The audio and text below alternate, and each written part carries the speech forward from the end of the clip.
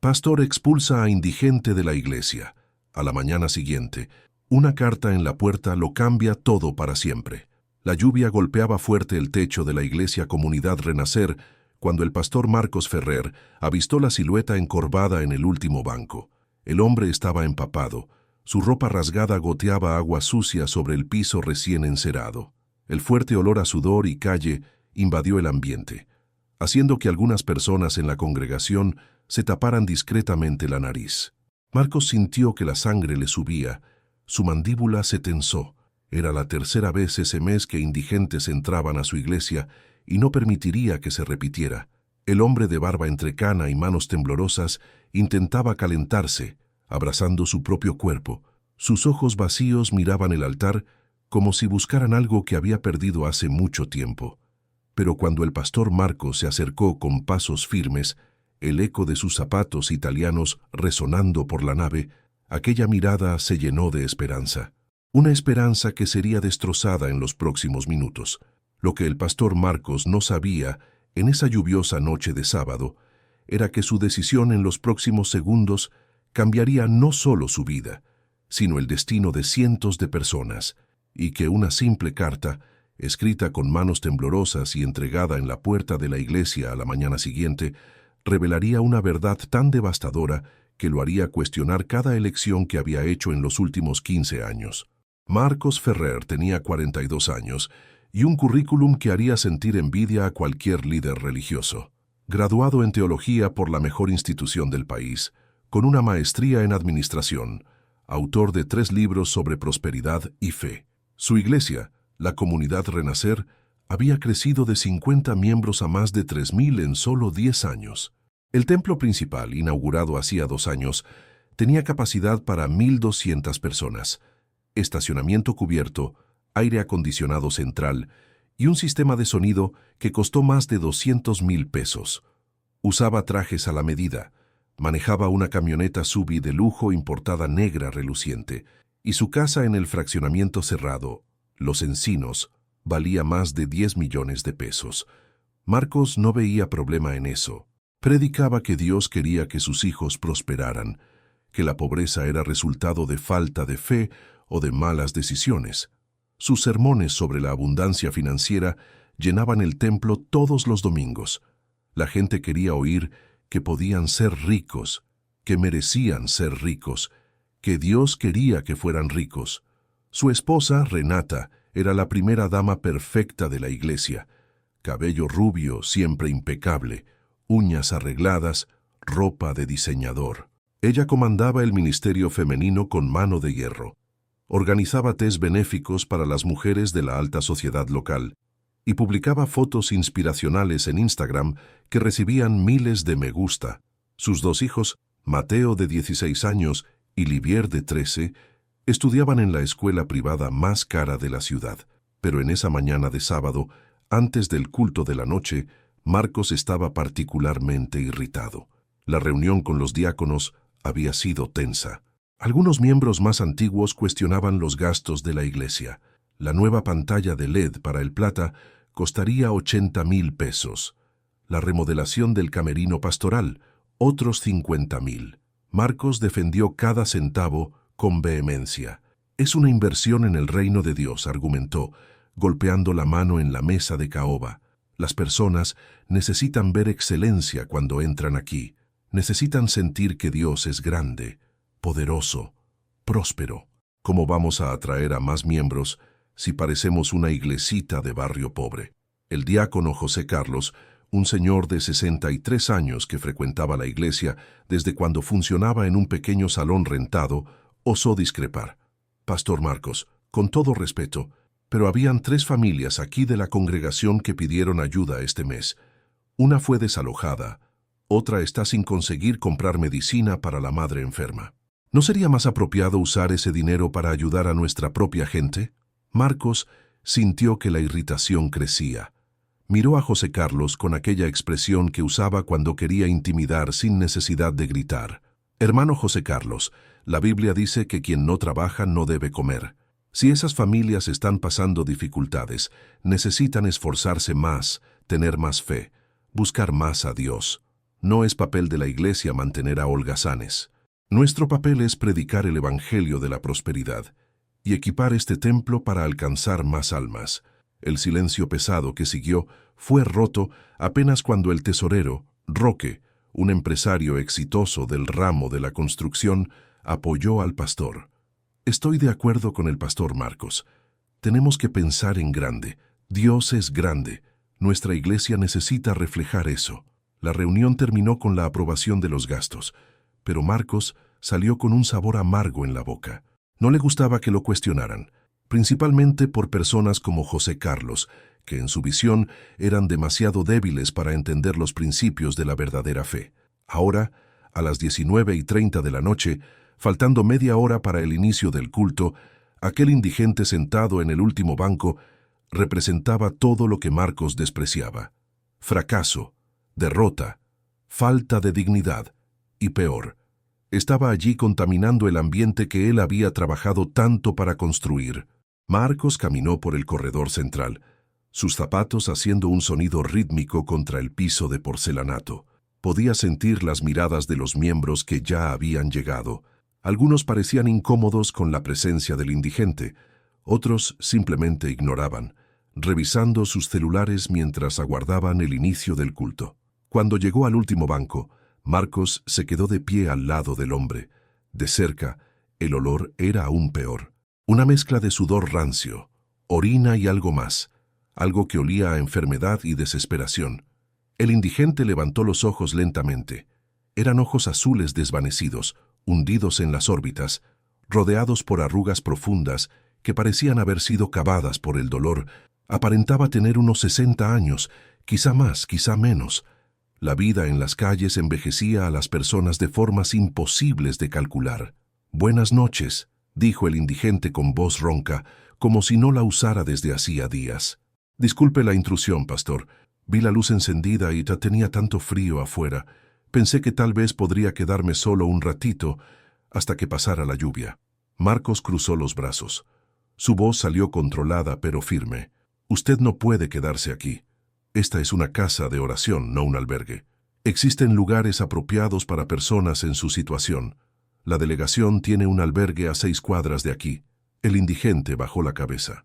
Sus manos sucias y con uñas quebradas temblaban en su regazo. «Lo sé, pastor. Intenté ir para allá, pero está lleno. Dijeron que solo van a tener lugar el lunes. No voy a molestar el culto, prometo. ¿Puedo quedarme aquí en este rinconcito? Ni se van a dar cuenta que estoy aquí». «No es posible», respondió Marcos, sintiendo las miradas de la congregación sobre ellos. «Usted está mojado. Está ensuciando nuestro banco nuevo. Además, francamente, el olor está incomodando a las personas. Necesito pedirle que se retire».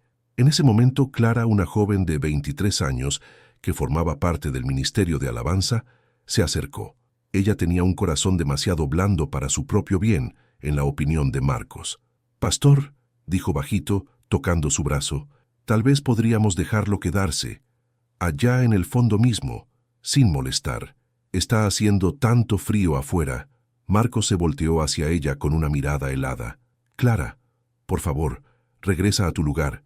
Yo estoy manejando la situación». Clara abrió la boca para argumentar, pero algo en la expresión del pastor la hizo retroceder. Ella miró al indigente con lástima evidente, pero volvió a su lugar en el coro. El indigente intentó levantarse, sus movimientos lentos y dolorosos. Cuando finalmente se puso de pie, Marcos vio que era alto, probablemente medía 1,80, pero estaba tan encorvado que parecía más pequeño. Una de sus piernas claramente lo hacía cojear. Sus ropas eran capas de harapos superpuestos, estrategia común de habitantes de la calle para protegerse del frío. «Por favor, pastor», susurró el indigente, y había algo en su voz que hizo dudar a Marcos por una fracción de segundo. «Ya no tengo a nadie. Perdí todo. Mi familia, mi trabajo, mi casa. Solo necesito un lugar para pasar esta noche. Mañana me voy, prometo. Ni van a recordar que estuve aquí». Marcos sintió un apretón en el pecho, pero rápidamente lo apartó. Él había aprendido hacía mucho tiempo que no podía dejar que la emoción guiara sus decisiones. Si habría precedente para uno, cientos vendrían. Su iglesia se transformaría en un punto de encuentro de indigentes. Los miembros de verdad Aquellos que pagaban sus diezmos y ofrendas comenzarían a irse. «Siento mucho su situación», dijo Marcos, pero su voz no transmitía ninguna compasión real. «Pero cada uno necesita enfrentar las consecuencias de sus elecciones. Usted está en esa situación por algún motivo. Le sugiero que busque el albergue mañana temprano y que comience a reconstruir su vida. Trabaje, tenga fe, y Dios lo bendecirá. Pero no puedo permitir que se quede aquí». El indigente lo miró fijamente por un largo momento. Sus ojos azules desvanecidos parecían atravesar a Marcos como si pudieran ver algo que él mismo no conseguía. Entonces, lentamente, el hombre asintió. «Entiendo, pastor. Que Dios lo bendiga». Comenzó a caminar hacia la salida, cada paso claramente doloroso. La iglesia estaba ahora más llena y las personas observaban en silencio. Algunas bajaron la mirada cuando el indigente pasó. Otras simplemente continuaron conversando como si nada estuviera sucediendo. Cuando el indigente alcanzó la puerta principal, se volteó una última vez. Marcos todavía estaba parado en el mismo lugar, observando. «Usted no se acuerda de mí, ¿verdad, pastor?», dijo el indigente, su voz baja pero clara suficiente para que Marcos oyera. «Hace mucho tiempo». Marcos frunció el ceño. «No, no recuerdo. Debemos habernos encontrado en algún evento de la iglesia. Tal vez». «No fue en la iglesia», respondió el indigente. «Fue hace mucho tiempo antes de todo esto aquí, antes de que usted fuera quien es hoy. Pero está bien, ya no importa». Y entonces salió, la puerta pesada de vidrio cerrándose tras él, con un sonido sordo. A través del vidrio, Marcos lo vio desaparecer en la lluvia que aún caía sin piedad. Por un momento, algo indefinible pasó por el pecho de Marcos, una sensación extraña, casi como una advertencia, pero la ignoró, respiró hondo y se volteó hacia su congregación con una sonrisa pastoral. «Hermanos, vamos a dar inicio a nuestro culto de victoria», anunció, su voz amplificada por el micrófono. «Hoy vamos a hablar sobre cómo Dios quiere darnos abundancia y prosperidad». El culto siguió normalmente. Marcos predicó por 50 minutos sobre fe y riqueza, sobre cómo la pobreza era una maldición que podía romperse con sacrificios financieros y diezmos fieles. La congregación aplaudió, gritó amén, y al final de la noche las ofertas sumaron casi 20,000 pesos. Cuando todos se fueron y Marcos cerró las puertas de la iglesia, ya pasaba de la medianoche. La lluvia había parado, pero el aire estaba helado. Encendió la calefacción de su coche, conectó el Bluetooth para escuchar su playlist de música clásica y manejó a casa sintiéndose satisfecho con otro culto exitoso. En casa, Renata todavía estaba despierta, viendo una serie americana en la sala de estar. «¿Cómo te fue?», preguntó sin quitar los ojos de la pantalla. «Bien», respondió Marcos, sirviéndose un whisky de su colección. «Ofrendas buenas. Tuvimos una pequeña situación con un indigente, pero la resolví rápidamente». Renata hizo una mueca. «Están cada vez más atrevidos. Hiciste bien en sacarlo de ahí. Imagina la impresión que daría a los visitantes». Marcos tomó un trago de la bebida, sintiendo el líquido ámbar quemarle la garganta. «Fue exactamente lo que pensé». Subió a la habitación, tomó un baño largo y caliente, y se acostó en su cama king size con sábanas de algodón egipcio. Durmió profundamente, sin sueños, sin preocupaciones.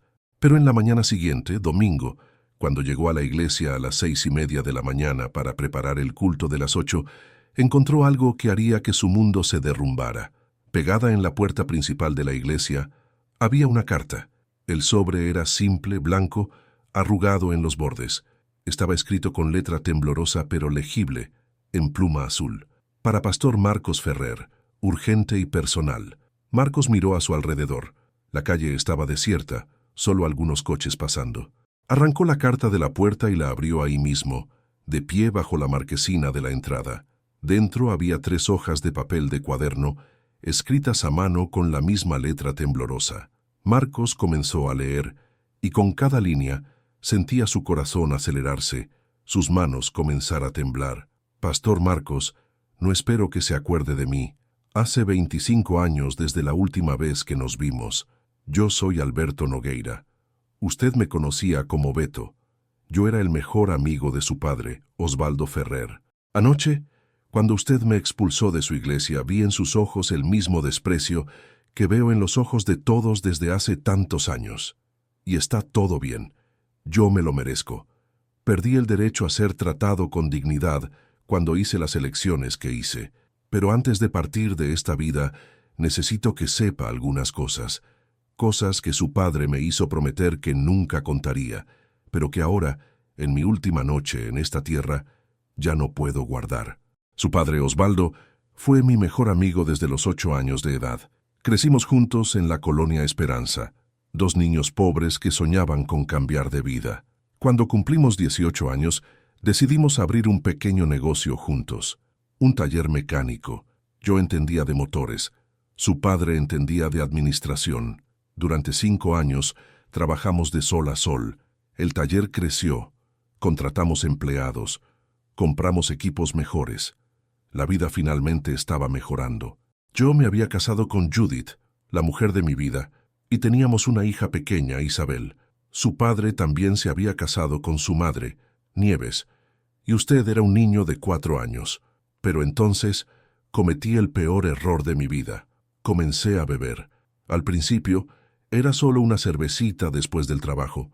Después fueron 2, 3, una botella entera. En 6 meses yo estaba borracho más tiempo que sobrio. Faltaba al trabajo. Me peleaba con Judith. Le gritaba a mi hija. Su padre me rogó que parara. Me llevó a doctores, a grupos de apoyo, pero yo era demasiado orgulloso para admitir que necesitaba ayuda. Hasta que un día, borracho, hice algo imperdonable. Desvié dinero del taller. 25,000 pesos. Era 1998. Una fortuna en aquella época.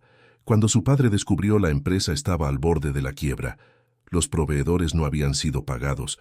Los empleados estaban con 3 meses de sueldo atrasado. Y todo por mi culpa. Su padre tenía todos los motivos para denunciarme a la policía, para demandarme, para destruirme completamente. Pero no hizo nada de eso. ¿Sabe lo que hizo, Marcos? Vendió su casa, la casa donde usted vivía, donde su madre había plantado rosas en el jardín, donde usted jugaba en el patio. Vendió todo y usó el dinero para salvar el taller, para pagar a los empleados que dependían de aquellos sueldos para alimentar a sus familias, para salvar lo que yo había destruido. Su familia fue a vivir a un departamento rentado de 2 habitaciones en la periferia. Yo vi a su madre llorando cuando los muebles fueron llevados. Lo vi a usted, un niño de 9 años, cargando sus cajas de juguetes hacia un lugar mucho más pequeño, sin entender bien lo que estaba sucediendo. Y aún así su padre no me denunció. Él vino hasta mí, me miró a los ojos y dijo: «Beto, yo te perdono, pero ahora necesitas alejarte. Necesitas tratarte, necesitas reconstruir tu vida y ser un hombre mejor para tu esposa y tu hija». Pero yo no hice eso, Marcos. En vez de tratarme, me hundí aún más. Perdí a Judith, perdí a mi hija, que fue a vivir con su abuela materna y cambió hasta de apellido para olvidar que yo existía. Perdí todo, y merecí perder. Durante años viví en la miseria. Literalmente, me convertí en aquello que usted vio ayer. Un indigente, un nadie, un fracaso ambulante. Pero hace 6 meses, cuando descubrí que estaba enfermo terminal, hígado destruido por décadas de bebida, decidí intentar encontrar a las personas que había lastimado para pedir perdón antes de morir. Encontré a Judith, que hoy está casada y feliz. Gracias a Dios. Ella tuvo la bondad de recibirme en su casa y permitirme pedir disculpas. Isabel, mi hija, no quiso verme, y está en su derecho. Intenté encontrar a su padre para agradecerle por todo lo que hizo, para pedir perdón personalmente. Fue cuando descubrí que Osvaldo falleció hace 12 años de un ataque al corazón súbito. Usted tenía 30 años. Lloré por días cuando supe. El hombre más bueno, más justo, más generoso que conocí, se había ido sin que yo pudiera decirle que tenía razón, que yo debería haber escuchado sus consejos, que su perdón, aunque yo no lo mereciera, fue la cosa más bonita que alguien jamás hizo por mí. Entonces, decidí buscar a usted, el hijo de él.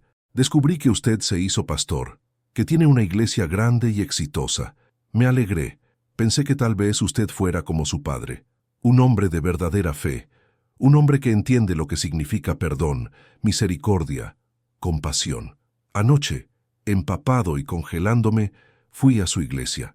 Cuando lo vi acercándose, pensé en rebelarme. Casi le digo quién era, pero entonces vi el asco en sus ojos, el desprecio, la frialdad, y me di cuenta de que usted no es como su padre. Su padre vendió su casa para salvar a trabajadores que necesitaban. Usted gasta 80,000 pesos en una pantalla. Su padre perdonó una deuda impagable y me dio otra oportunidad que yo desperdicié. Usted no puede ni dejar que un hombre moribundo se caliente en un banco al fondo de la iglesia. No estoy escribiendo esto para juzgarlo, Marcos. ¿Quién soy yo para juzgar a alguien? Soy el mayor fracaso que conozco. Estoy escribiendo porque su padre me hizo prometer una cosa antes de que yo destruyera todo. Él me hizo prometer que, si algo le pasaba a él, yo cuidaría de usted. Me aseguraría de que usted creciera siendo un hombre bueno. Fallé con esa promesa también. Desaparecí de su vida cuando usted más necesitaba figuras masculinas positivas a su alrededor. Y ahora, 25 años después, veo que usted se ha convertido en todo lo que su padre no era. Pero aún hay tiempo, Marcos. Yo ya no tengo tiempo. Los doctores me dieron 2 meses como máximo. Pero usted sí. Usted aún puede elegir ser el hombre que su padre fue. En la caja de los registros de la iglesia, debajo del tercer banco a la derecha, va a encontrar algo que escondí allí ayer cuando llegué. Es el diario de su padre de los últimos 5 años de vida. Judith me lo dio pensando que yo debería tenerlo. Pero no es mío, es suyo. Léalo y va a entender quién era su padre realmente, lo que sacrificó, por qué sacrificó. Y tal vez, solo tal vez, va a entender que la verdadera fe no se mide en pantallas de LED o camionetas SUV importadas. Perdóneme por haber fallado con usted y con la memoria de su padre.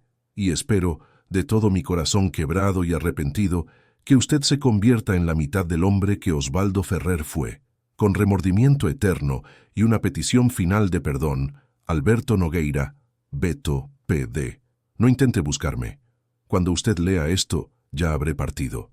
No a un lugar mejor, ciertamente no me lo merezco, sino a donde sea que vayan, los que desperdiciaron todas las oportunidades que la vida les dio. Marcos leyó la carta 3 veces, de pie en la puerta de la iglesia, mientras el sol nacía lentamente sobre la ciudad. Sus manos temblaban tanto que el papel se balanceaba. Sentía un nudo gigantesco en la garganta, como si algo estuviera a punto de explotar dentro de su pecho. Alberto Nogueira. Beto. El nombre resonaba en su memoria como un eco distante. Se acordaba vagamente de un hombre alto que a veces aparecía en su casa cuando era niño. Recordaba a su padre riendo con ese hombre, arreglando coches juntos. Y después, de repente, él desapareció. Nadie nunca explicó hacia dónde, y cuando Marcos preguntaba, su madre cambiaba de tema con tristeza en los ojos. Con las piernas débiles, Marcos entró en la iglesia. El silencio era absoluto, roto apenas por el sonido de sus pasos. Caminó hasta el tercer banco a la derecha y se arrodilló, sus pantalones de sastre tocando el piso frío. Debajo del banco, pegado con cinta adhesiva a la madera, había un cuaderno de tapa dura negra. Marcos lo arrancó con cuidado y se sentó en el banco, el mismo banco donde Alberto se había sentado la noche anterior. Abrió el cuaderno. La primera página tenía una fecha, 15 de marzo de 2003. La caligrafía era de su padre, aquella letra firme y bonita que Marcos reconocería en cualquier lugar. Hoy fue un día difícil. El médico confirmó: hipertensión arterial grave. Necesito tomar medicamentos caros por el resto de la vida. Nieves lloró cuando se lo conté. Marcos está terminando la universidad. Necesita dinero para los libros, para el transporte. ¿Cómo voy a pagar todo? Marcos pasó las páginas rápidamente, su corazón martillando en su pecho, entrada tras entrada revelando una realidad que él nunca había conocido. Vendí mi colección de monedas antiguas hoy. Era todo lo que tenía de valor de mi padre, la única herencia que recibí. Pero Marcos necesita una laptop para la facultad de teología. Su futuro es más importante que mis recuerdos. Nieves trabaja tanto. Ella sale a las 5 de la mañana para limpiar 3 casas diferentes y solo regresa a las 8 de la noche. Sus manos están en carne viva. Intento ayudar más en el taller, pero los negocios están flojos. Le pido a Dios que me dé fuerzas para mantener a mi familia con dignidad. Marcos fue aceptado en el curso de teología, gracias a Dios, pero la colegiatura es cara. Vendí mis herramientas de carpintería, aquellas que compré con mi primer sueldo hace 30 años. Dolió el corazón, pero ver a mi hijo realizando su sueño vale cualquier sacrificio. Marcos sentía lágrimas quemando sus ojos mientras leía. Pasó más páginas. Hoy asistí a la graduación de Marcos. Estaba tan guapo con aquella toga negra. Fue el día más feliz de mi vida. Nieves y yo lloramos de orgullo. Mi hijo es pastor ahora. Mi hijo va a ayudar a las personas, va a hacer la diferencia en el mundo. Todo lo que pasé, todas las dificultades, valieron la pena en ese momento.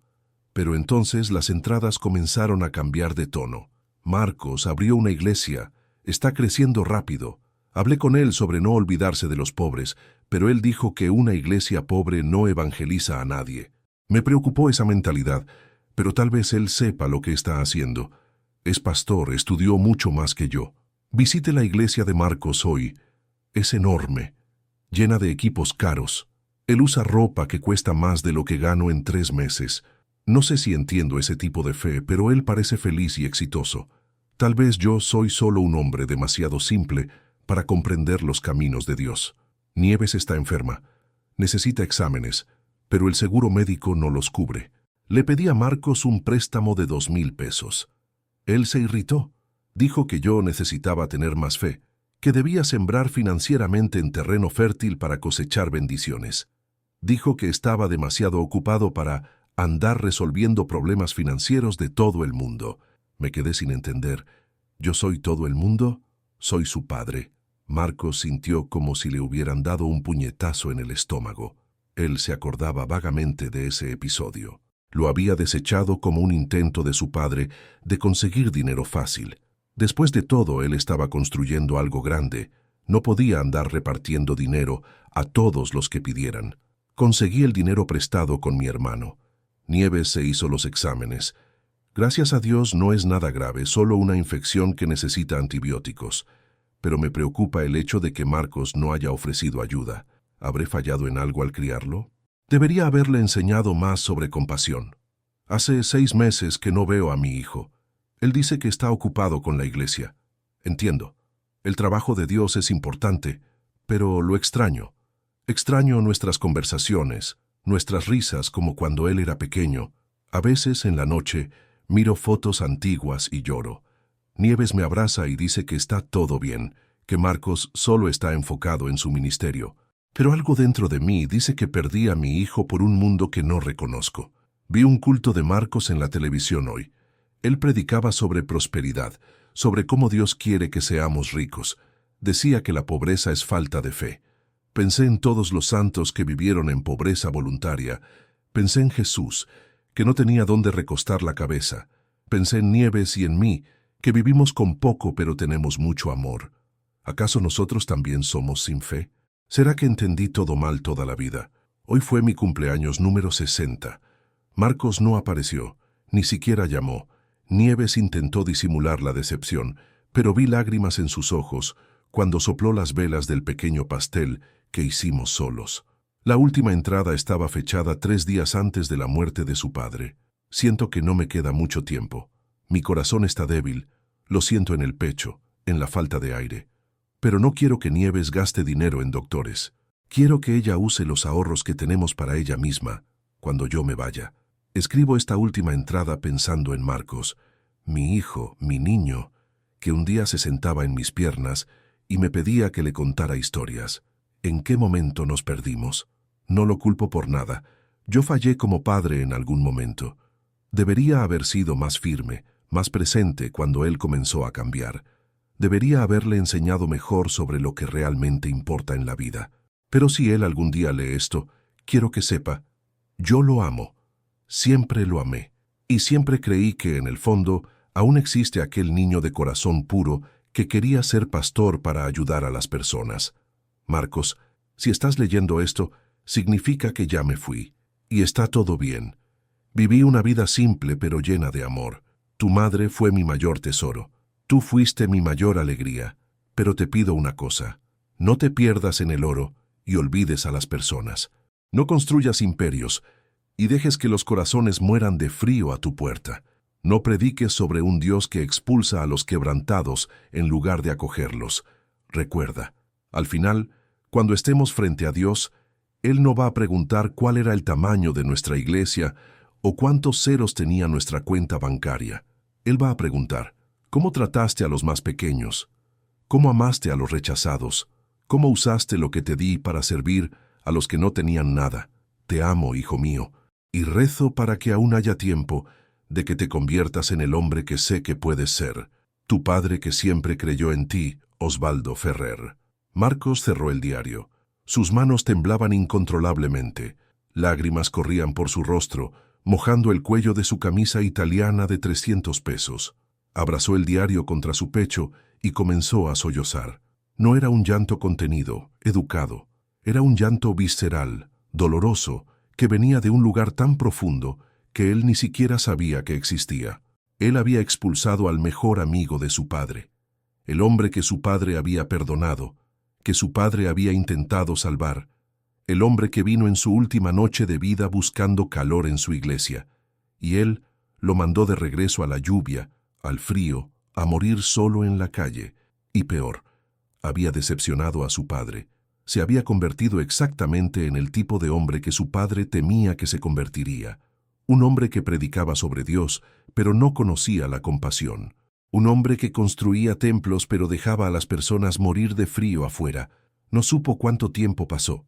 Cuando finalmente logró levantarse, sus piernas apenas lo sostenían.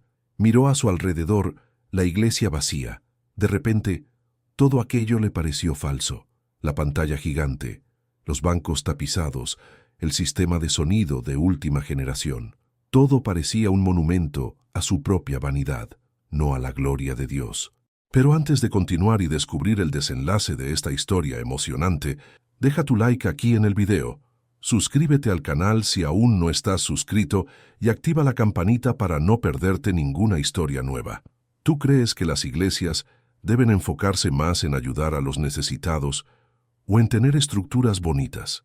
Cuéntame también de qué ciudad estás viendo este video, que voy a marcar tu comentario con un corazón especial. Ahora sí, volvamos a nuestra historia y descubramos qué hizo Marcos después de este descubrimiento devastador. Marcos salió corriendo de la iglesia.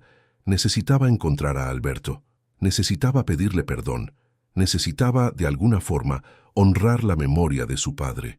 Corrió por las calles del centro, entrando en cada callejón, cada puerta de tienda, cada marquesina donde los habitantes de la calle solían dormir. Preguntó a decenas de personas. Un señor alto, barba entrecana, cojea de la pierna derecha, ¿lo han visto? Algunos movieron la cabeza. Otros ni siquiera respondieron. Pero entonces, cerca de la terminal de autobuses, un joven indigente de unos 25 años le hizo señas. ¿A Beto? ¿Buscas a Beto?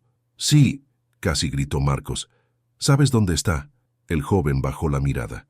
Lo siento, güey, pero Beto, él no está bien. Está allí en el callejón de la calle de las Flores. Está muy enfermo. Intentamos llamar a la ambulancia, pero no quiso. Dijo que era su hora. Marcos corrió. Sus pulmones ardían, sus piernas parecían de plomo, pero corrió como nunca antes en su vida. Dobló en la calle de las Flores, entró en el callejón estrecho y oscuro, y allí, entre cajas de cartón y bolsas de basura, encontró a Alberto. Estaba acostado, cubierto con periódicos viejos, los ojos entrecerrados. Su respiración era irregular, superficial. Marcos se arrodilló a su lado, sus pantalones hundiéndose en un charco de agua sucia. «Beto», lo llamó, tocando el rostro helado del hombre. «Beto, soy yo, Marcos, el hijo de Osvaldo». Los ojos de Alberto se abrieron lentamente. Cuando se enfocaron en Marcos, algo parecido a una sonrisa tocó sus labios agrietados. Tú leíste la carta». No era una pregunta, era una afirmación. «La leí», dijo Marcos, y su voz se quebró completamente. «Leí todo. La carta. El diario de mi padre. Beto, lo siento mucho. Lo siento tanto. No sabía quién eras, pero incluso si lo hubiera sabido, incluso si fueras un completo extraño, yo estaba equivocado, tan equivocado. Alberto levantó una mano temblorosa y tocó el rostro de Marcos. Tú te pareces a él, a Osvaldo, cuando éramos jóvenes. Beto, por favor, déjame llamar una ambulancia. Te llevaré a un hospital, voy a cuidarte, voy a... No, interrumpió Alberto, su voz casi un susurro. Es demasiado tarde. Mi cuerpo ya se rindió. Pero está todo bien, tuve una vida larga, más larga de lo que merecía. No digas eso, imploró Marcos, sosteniendo la mano fría de Alberto entre las suyas. Mi padre te perdonó, y yo también te perdono. Por favor, no te rindas, por favor. Alberto cerró los ojos un momento. Cuando los abrió de nuevo, estaban llenos de lágrimas.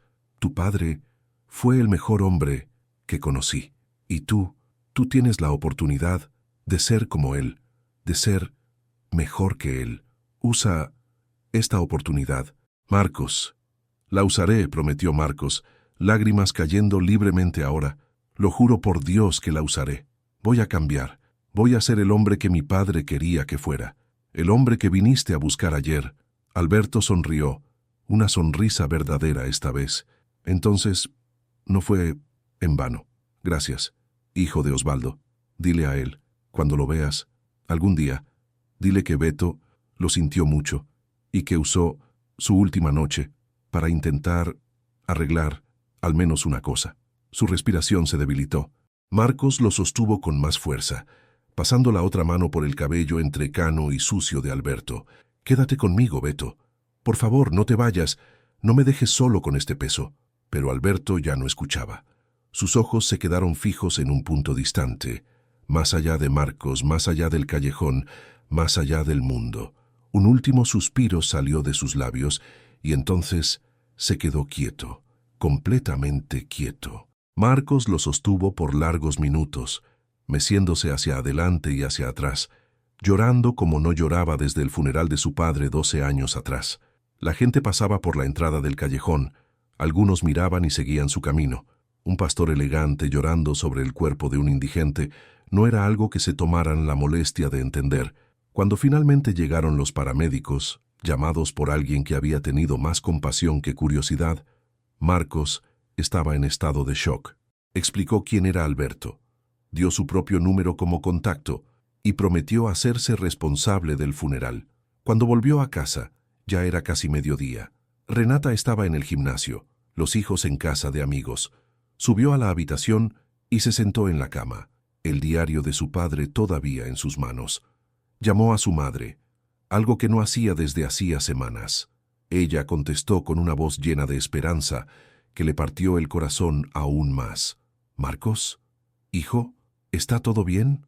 «Mamá», dijo, y su voz salió ronca de tanto llorar. «Necesito que me cuentes todo, sobre Beto, sobre lo que pasó cuando yo era niño, sobre por qué se mudaron de aquella casa. Necesito saber». Y su madre le contó todo lo que su padre había mantenido oculto para proteger a Marcos de la decepción, del enojo, del peso de saber que alguien tan cercano los había traicionado. Le contó sobre los años difíciles que siguieron, sobre cómo su padre trabajó en 3 empleos a veces para pagar las cuentas, sobre cómo él nunca se quejó, nunca permitió que la amargura contaminara su corazón. Cuando colgó el teléfono 2 horas después, Marcos estaba destruido, pero también de cierta forma reconstruido. Algo dentro de él se había roto, pero ahora había espacio para que algo nuevo creciera, algo mejor. El lunes canceló la compra de la pantalla de LED.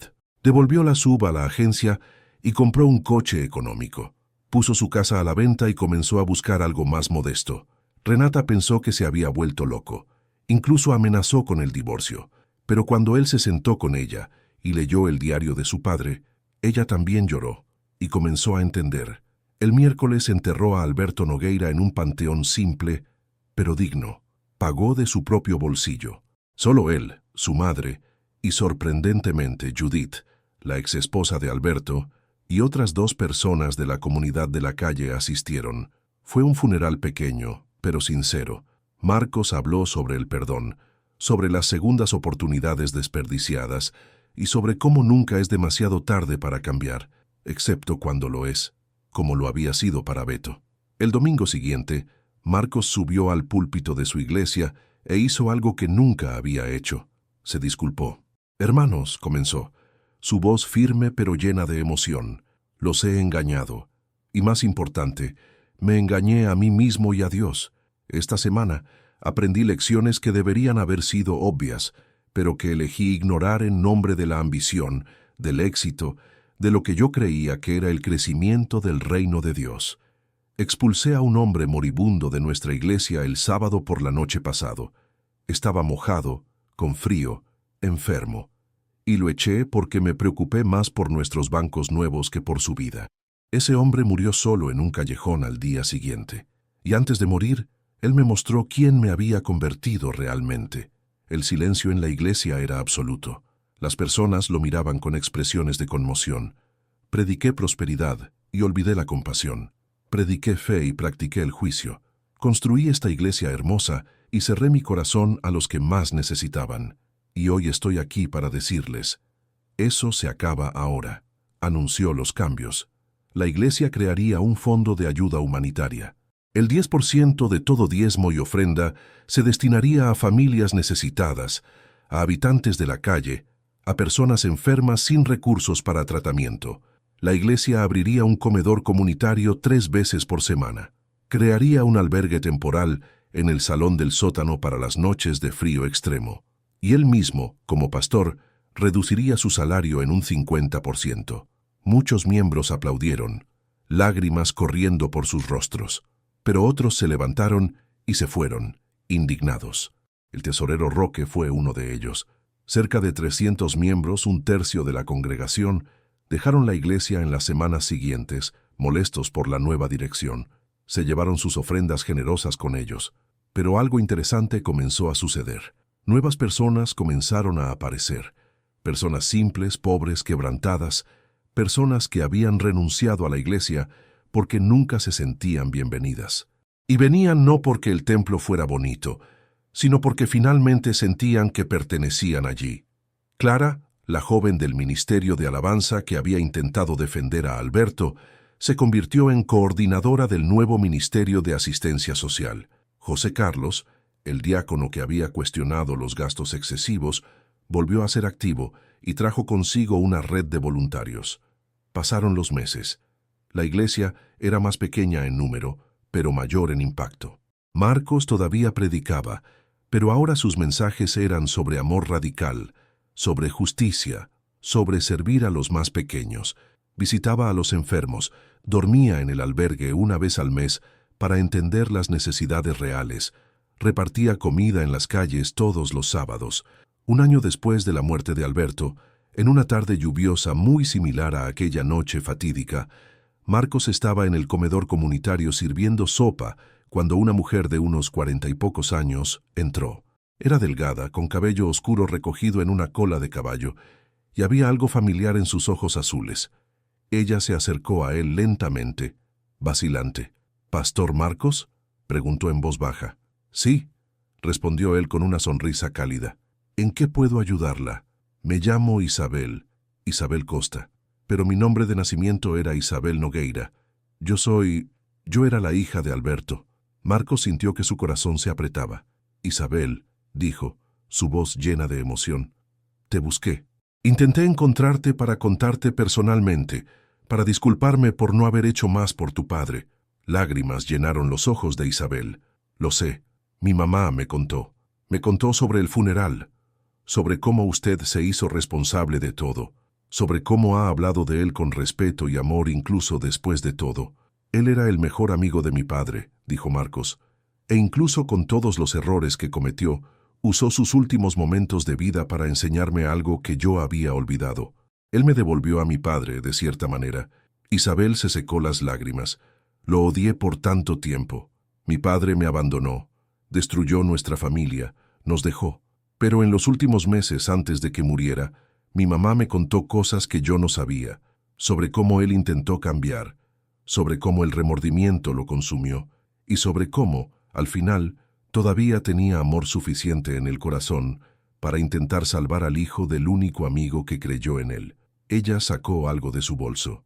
Una foto antigua, descolorida, mostraba a 4 personas: un hombre alto y fuerte que Marcos reconoció como su padre joven, una mujer bonita que debía ser su madre, Alberto en sus 30 y pocos años, fuerte y saludable, con una sonrisa enorme, y una mujer que debía ser Judith. Estaban frente al taller mecánico, abrazados, riendo. «Mi mamá encontró esto entre las pertenencias de mi padre», dijo Isabel. «Es del día que abrieron el taller juntos. Pensé que usted debería tenerla, para recordar que mi padre no siempre fue el hombre que murió en aquel callejón. Una vez, él fue alguien que su padre amó como un hermano». Marcos tomó la foto con manos temblorosas. Miró el rostro de su padre joven, tan lleno de esperanza y sueños, y a Alberto, antes de la caída, antes de la destrucción, 2 amigos en el comienzo de todo. «Gracias», susurró. «La guardaré como un tesoro». Isabel señaló el comedor a su alrededor, a las personas comiendo, conversando, riendo. «Fue esto lo que mi padre quiso con la carta, ¿no es así?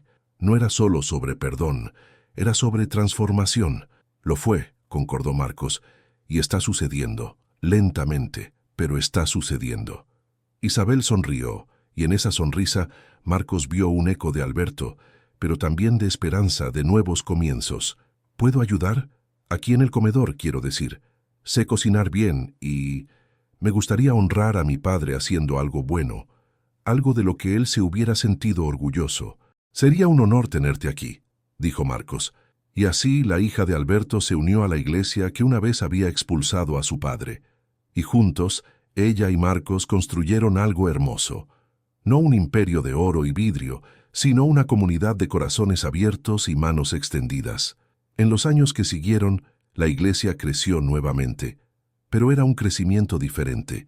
La gente venía no por los programas espectaculares o las promesas de riqueza, sino porque sentían amor genuino, porque encontraban ayuda real cuando la necesitaban, porque veían a un pastor que se manchaba las manos, sirviendo en lugar de solo predicar desde lo alto de una plataforma. Marcos nunca olvidó a Alberto. Mantenía la foto del taller en su oficina, junto con el diario de su padre, y cada vez que se veía tentado a volver a los viejos hábitos, a priorizar las apariencias sobre la sustancia, miraba aquellas reliquias y recordaba el precio del orgullo y la belleza de la humildad.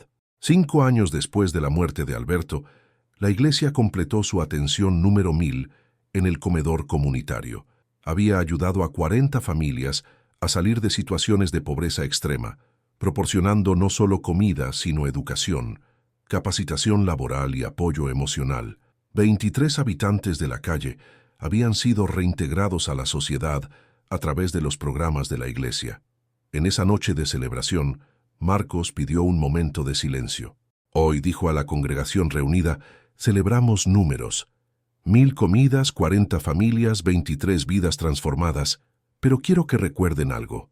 Nada de esto existiría si no fuera por un hombre que fue expulsado de esta iglesia en una noche fría de lluvia. Un hombre que usó sus últimas horas de vida para enseñarme lo que realmente significa tener fe. Contó la historia completa por primera vez públicamente. Contó sobre Alberto, sobre su padre, sobre la carta, sobre el diario. No escatimó detalles de su propia crueldad y ceguera. Y cuando terminó, no había ojos secos en la iglesia. «Alberto Nogueira me dio el regalo más grande que alguien podría dar», concluyó Marcos. «Él me mostró mi reflejo verdadero y me dio la oportunidad de cambiarlo. Que todos nosotros tengamos el coraje de ver nuestros reflejos verdaderos y la humildad de cambiarlos cuando sea necesario». Los años siguieron pasando. Marcos envejeció. Su cabello se volvió gris en las sienes. Renata, que había pasado por su propia transformación, se convirtió en directora de una ONG que ayudaba a mujeres en situación de vulnerabilidad. Sus hijos, Mateo y Livier, crecieron viendo un modelo diferente de fe, un modelo de servicio en lugar de espectáculo. Y entonces, en una tarde de primavera, 10 años después de la muerte de Alberto, algo extraordinario sucedió. Una mujer elegante de unos 70 años entró en la iglesia. Llevaba un portafolios de cuero y pedía hablar con el pastor Marcos. Cuando se encontraron en su oficina simple, ella se presentó como la doctora Elena Nogueira, abogada. No había necesidad de que explicara el apellido. Marcos entendió inmediatamente. «¿Usted está relacionada con Alberto Nogueira?», preguntó. «Era mi hermano mayor», respondió ella, su voz controlada pero emocionada. «Corté relaciones con él hace muchos años, cuando su adicción destruyó todo lo que tocaba. Pero recientemente comencé a cuestionar esa decisión. Comencé a investigar qué pasó con él en sus últimos años de vida». Abrió el portafolios y sacó una serie de documentos. «Y lo descubrí a usted, pastor. Descubrí lo que él hizo, la carta que escribió, y más importante, en lo que usted se convirtió por causa de ella. Investigué, hablé con personas, leí artículos sobre el trabajo social de esta iglesia, y me di cuenta de algo. Mi hermano, incluso en el fondo del pozo, todavía logró hacer más bien en el mundo del que yo logré con todos mis éxitos y mi vida perfecta». Hizo una pausa, secándose discretamente una lágrima. Alberto tenía un seguro de vida, uno pequeño que nuestro padre hizo para nosotros cuando éramos niños y que él nunca canceló. 50,000 pesos. Yo soy la beneficiaria legal, ya que él no tenía otros familiares vivos aparte de Isabel, a quien abandonó legalmente. Empujó un sobre la mesa. «Pero quiero donar todo este dinero a esta iglesia, específicamente para el programa de ayuda a habitantes de la calle y adictos. Quiero que se use para dar a otras personas la segunda oportunidad que nunca le di a mi hermano». Marcos se quedó sin palabras por un momento. «Doctora Elena, esto es extraordinariamente generoso. ¿Está segura? Este dinero es suyo por derecho». «¿Derecho?», repitió ella con una sonrisa amarga. «Tuve el derecho de juzgar a mi hermano, el derecho de abandonarlo, el derecho de proteger mi reputación a sus expensas. ¿Y a dónde me llevaron esos derechos? A una vida de éxito vacío, donde nunca aprendí a perdonar, a tener compasión de verdad. Usted tomó el último mensaje de un hombre quebrantado y construyó algo hermoso. Permítame ser parte de eso, aunque sea solo con dinero». Y así, el legado de Alberto creció aún más. El dinero se usó para crear un centro de rehabilitación anexo a la iglesia, con capacidad para 20 personas. Se llamó Centro de Recuperación Osvaldo y Alberto, honrando tanto al padre de Marcos como al hombre que cambió el curso de su vida. Isabel se convirtió en coordinadora del centro, usando su propio dolor y su comprensión de la adicción para ayudar a otros. Se casó, tuvo 2 hijos y los crió conociendo la historia completa de su abuelo. No ocultó sus errores, pero tampoco permitió que los errores definieran completamente quién fue él. Marcos continuó pastoreando, pero era un pastor diferente. Usaba ropa simple, manejaba un coche modesto, vivía en una casa cómoda pero no ostentosa, pasaba más tiempo en las calles que en el púlpito, y sus predicaciones estaban llenas de historias reales, de personas reales, de un Dios que encontraba a los quebrantados donde estaban, no donde la religión decía que deberían estar. En una noche particularmente fría, 15 años después de la muerte de Alberto, Marcos estaba en el albergue de la iglesia cuando un joven de unos 25 años entró. Estaba empapado, olía mal y había desesperación en sus ojos. Marcos se acercó con una sonrisa cálida. «Bienvenido», dijo, «debes estar congelándote. Ven, tenemos sopa caliente y un lugar para que duermas». El joven comenzó a llorar. Creí que me iban a correr. Todas las demás iglesias me corrieron. Dicen que estoy muy sucio, muy quebrantado. Aquí no», dijo Marcos, poniendo la mano en el hombro del joven. «Aquí eres bienvenido exactamente como estás. Quebrantado, sucio, desesperado, porque así es como Dios nos ama. Y así es como aprendemos a amarnos unos a otros». Mientras servían comida al joven, Marcos miró a su alrededor en el albergue. Había 15 personas allí esa noche, cada una con su historia de dolor, de lucha, de esperanza perdida y encontrada de nuevo. Y pensó en Alberto, en su padre, en la carta que lo cambió todo. Pensó en cómo un solo momento de crueldad casi lo definió para siempre, y en cómo la gracia, la misericordia y el espejo doloroso de la verdad lo habían transformado en algo nuevo. Esa noche, antes de dormir, Marcos escribió en su propio diario, un hábito que había adoptado desde que leyó el de su padre. «Hoy ayudamos a uno más, un corazón más quebrantado que encontró refugio en lugar de rechazo. Y siempre pienso, ¿qué habría pasado si Alberto no hubiera escrito aquella carta? Si no hubiera tenido el coraje en sus últimos momentos de mostrarme en quién me había convertido. Habría seguido construyendo un imperio religioso vacío. Habría muerto rico en bienes y pobre en significado. Habría predicado sobre un Dios que nunca conocí de verdad. Pero Alberto me dio algo que ninguna teología académica, ningún seminario, ningún libro podría darme. Me dio la verdad desnuda sobre mí mismo. Y esa verdad, por más dolorosa que fuera, me liberó. Padre, si puedes verme desde donde estás, espero que estés orgulloso. Todavía no soy la mitad del hombre que fuiste, pero lo estoy intentando. Todos los días lo estoy intentando. Y Alberto, donde quiera que estés, gracias. Gracias por no rendirte, incluso cuando habría sido más fácil. Gracias por usar tus últimas fuerzas para intentar honrar la memoria de tu amigo salvando a su hijo. Tu sacrificio no fue en vano. Se multiplica con cada comida que servimos, con cada persona que acogemos, con cada vida que ayudamos a reconstruir. No moriste como un fracaso, Alberto. Moriste como un héroe, y voy a pasar el resto de mi vida demostrándolo. Y así, la historia de un pastor que expulsó a un indigente, y de un indigente que cambió a un pastor, continuó resonando a través de los años. No como un cuento de hadas donde todo se vuelve perfecto, sino como una historia real de redención, transformación y del poder devastador y hermoso de la verdad. Marcos nunca olvidó la lección, y enseñó a todos los que lo escucharon.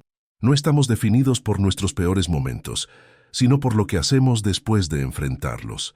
La verdadera fe no se mide en templos de oro, sino en corazones abiertos. Y a veces, Dios usa a las personas más improbables en los momentos más oscuros para mostrarnos quiénes somos realmente y en quiénes podemos convertirnos. La iglesia continuó creciendo, no en riqueza, sino en impacto. Y cada persona que entraba por esas puertas, sin importar cuán quebrantada, sucia o desesperada estuviera, era recibida con la frase que se convirtió en el lema de la congregación, palabras que Marcos decía personalmente siempre que podía. Bienvenido. Tú perteneces aquí, exactamente como eres, porque al final eso fue lo que Alberto le enseñó, que el verdadero evangelio no se trata de excluir a los imperfectos, sino de abrazarlos, que una iglesia no se mide por el tamaño de su templo, sino por la amplitud de su corazón, y que a veces las personas a las que más juzgamos son las que tienen las lecciones más importantes para enseñarnos. Y cada vez que llovía, cada vez que el frío apretaba, Marcos miraba las puertas de su iglesia y recordaba una noche en que cerró esas puertas a alguien que necesitaba, y hacía una promesa silenciosa de que mientras tuviera aliento en sus pulmones, esas puertas permanecerían abiertas, para todos, siempre, porque esa era la herencia que su padre había dejado, esa era la lección final que Alberto había enseñado, y ese era el hombre que Marcos había elegido ser. Comenta aquí abajo. La verdad siempre sale a la luz, para que yo sepa que llegaste hasta el final de este video, y voy a marcar tu comentario con un corazón especial. Y si la historia de Marcos y Alberto te conmovió, tengo otra aún más sorprendente para compartir contigo. Solo haz clic en el video que está apareciendo ahora en tu pantalla y te lo cuento todo. Un gran abrazo y hasta la próxima historia emocionante. Chao, chao.